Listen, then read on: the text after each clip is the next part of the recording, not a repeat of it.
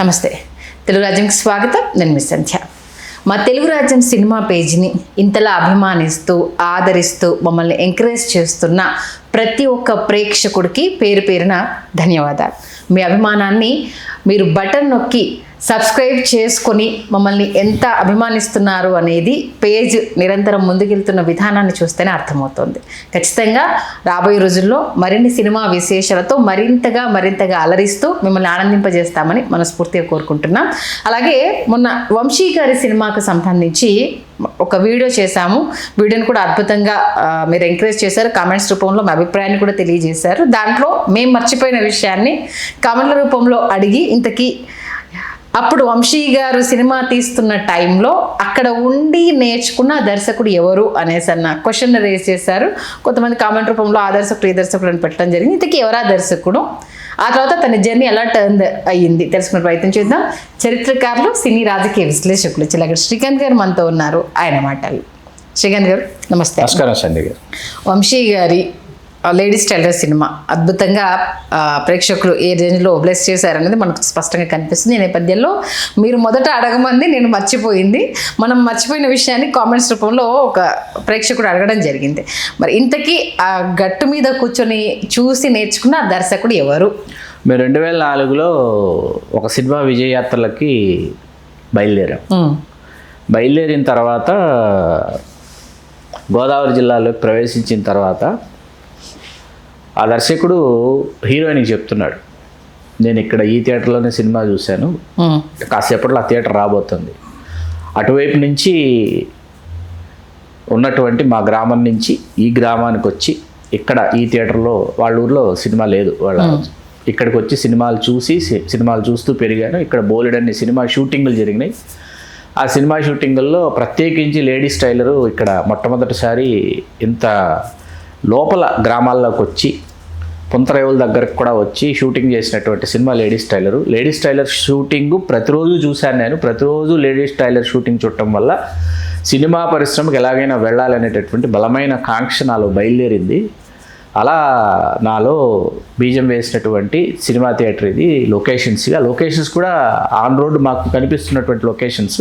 మరీ ముఖ్యంగా హీరోయిన్కి చెప్తున్నాడు, అను మెహతా హీరోయిన్. ఆ సినిమా ఆర్య విజయాత్రలు. ఓకే, ఆ దర్శకుడు సుకుమార్.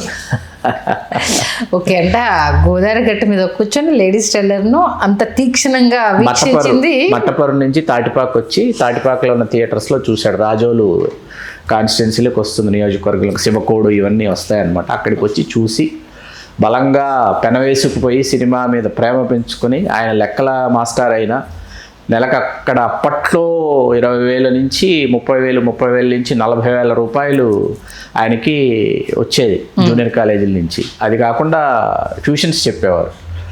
ఉదయం నుంచి రాత్రి వరకు ట్యూషన్స్ చెప్పినటువంటి రోజులు ఉన్నాయి సుకుమార్ గారు. 7 గంటల నుంచి 8, 8 నుంచి 9, 9 నుంచి 10 అట్లా ట్యూషన్స్ చెప్పినటువంటి ఆయన బయలుదేరి సినిమాల మీద సాహిత్యం మీద ప్రేమ పెంచుకొని విపరీతంగా పుస్తకాలు చదివి సినిమాల్ని అర్థం చేసుకొని అధ్యయనం చేసి వచ్చి మనసిచ్చి చూడు, హనుమాన్ జంక్షన్, క్షేమంగా వెళ్ళి లాభంగా రండి, దిల్ 4 సినిమాలకు పనిచేశారు. మొదటి 3 సినిమాలు మన ఎడిటర్ మోహన్ గారి సినిమాలు.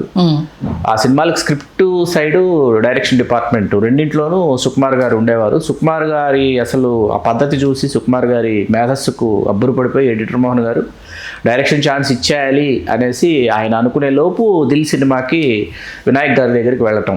వినాయక్ గారి దగ్గరికి స్క్రిప్ట్ సైడ్ వెళ్ళిన తర్వాత అక్కడ అది మొదటి సినిమా దిల్ రాజు గారికి.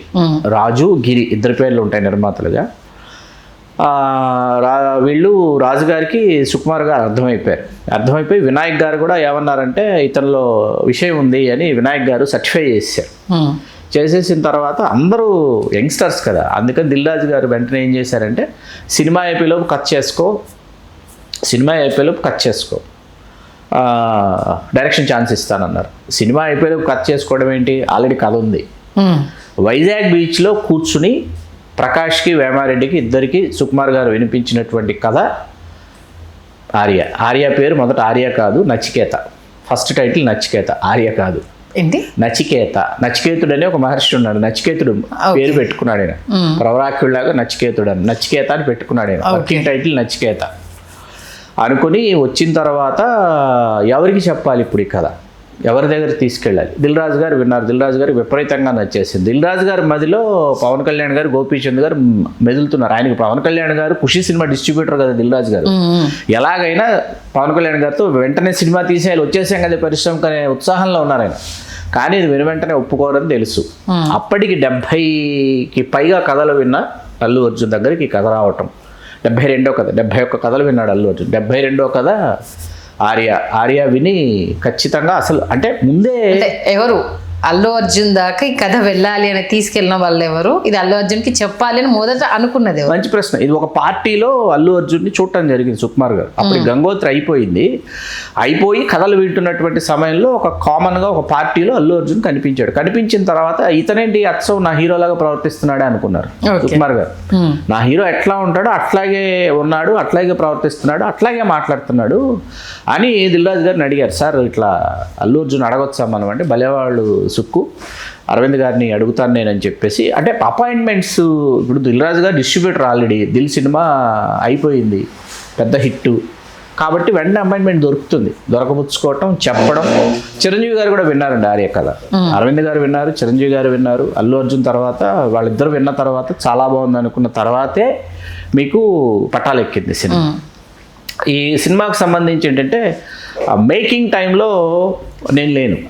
మేకింగ్ అంటే సినిమా షూటింగ్ టైంలో నేను లేను.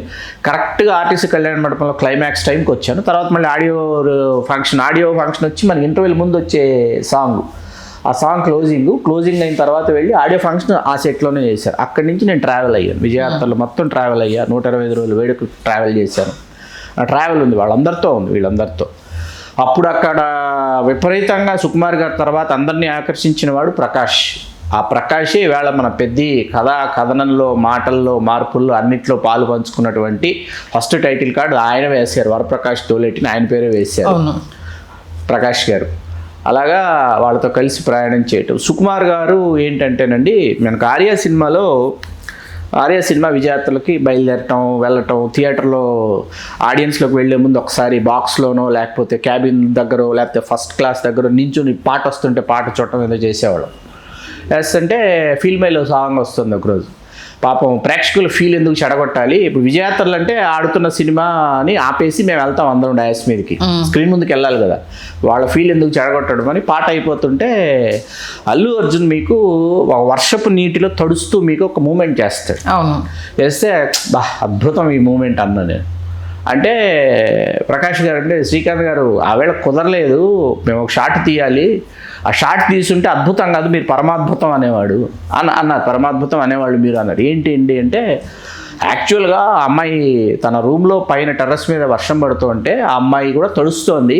ఆ తడిసిన వర్షపు నీళ్ళల్లో నేను కూడా తడుస్తున్నాను, నా మీదకి వచ్చి పడుతున్నాయని ఇతను డాన్స్ చేస్తున్నాడు.